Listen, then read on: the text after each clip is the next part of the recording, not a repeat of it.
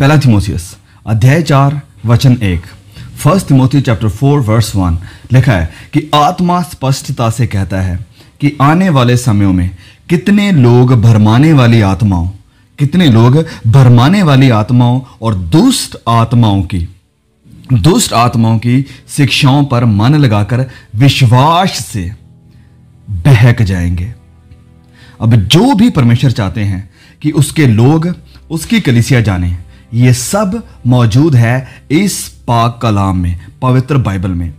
खुदा के मानने वालों के लिए कुछ भी छिपा हुआ नहीं है। इस अंतिम वक्त में हमें जो चाहिए फर्म यानी स्थिर रहने के लिए, वो सब इस बाइबल में रिकॉर्ड है। हम में से बहुत से विश्वासी जानते हैं कि खुदावंद यीशु मसीह की शिक्षा क्या है और उसके रसूलों यानी डिसाइपल्स की शिक्षा क्या है।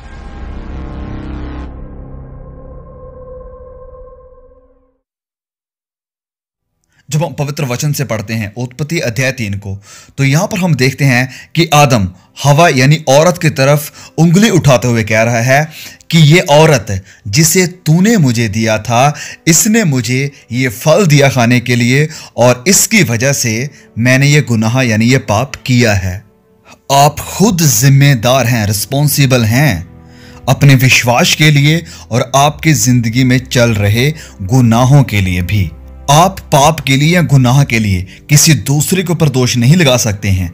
यस, उन्होंने आपको आकर्षित किया होगा, आपको अट्रैक्ट किया होगा, लेकिन फैसला अंतिम आपका था।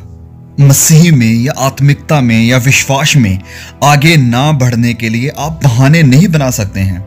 आप शायद कहेंगे कि हम चर्च बिल्डिंग में इकट्ठे नहीं हो पा रहे थे, जिसकी वजह से मैं विश्वास में कमजोर हो गया हूं। देखिए, परमेश्वर अपने प्यार और अपने अनुग्रह में आप तक पहुंच रहे हैं, यूट्यूब के द्वारा, सोशल प्लेटफॉर्म्स के द्वारा, फेसबुक के द्वारा, और कितने ऐसे मीडियम्स हैं जिनको परमेश्वर इस्तेमाल करके अपना वचन, सुसमाचार लोगों तक पहुंचा रहे हैं। हमारी प्रॉब्लम क्या है? असल में प्रॉब्लम है टाइम मैनेजमेंट, जिसके बारे में ऑलरेडी हमने इस वीडियो में बात की है। परमेश्वर के साथ रिलेशन की रिस्पॉन्सिबिलिटी हमें खुद लेनी पड़ेगी कि हमें उसके साथ बैठना है, परमेश्वर की तरफ बढ़ना है, आत्मिक जिंदगी में ग्रो होना है। क्योंकि ये जो साल्वेशन है, this is a individual choice, ये हमारा खुद का निजी फैसला है। आदम की तरह मत बनिए जो हवा के ऊपर उंगली उठा रहा था।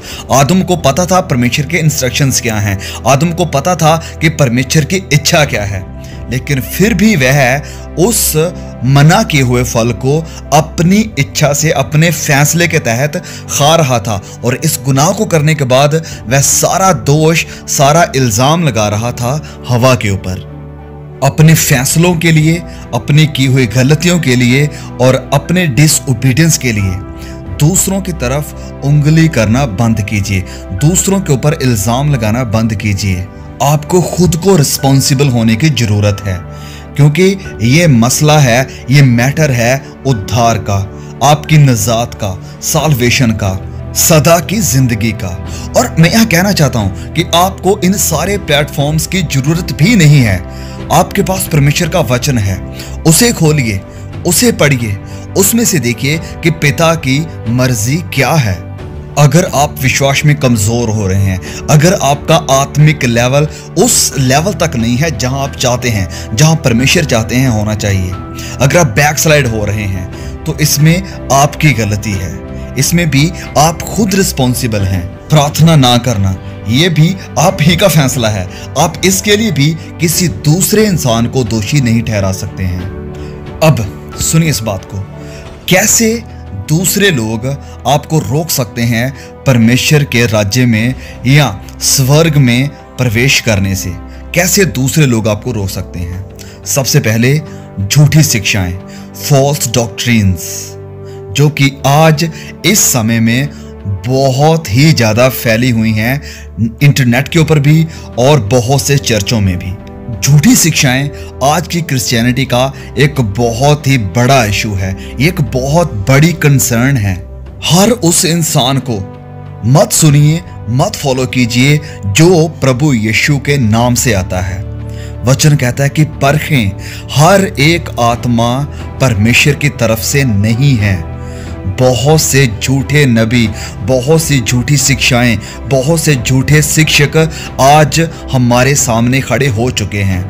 We need to be very very careful, क्योंकि अगर हम किसी गलत, किसी झूठी शिक्षा का शिकार बन जाते हैं तो ये हमें रोक सकती हैं परमेश्वर के साथ सदा की जिंदगी बिताने से।